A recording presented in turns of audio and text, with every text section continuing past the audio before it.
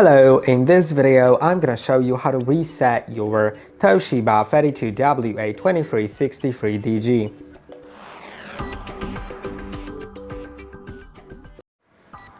To do it, go to the settings. Now go to device preferences and then go to in device preferences go to about at the top, right? Then go to reset and go down to reset, then delete everything and wait a moment until it starts resetting. It might take a moment.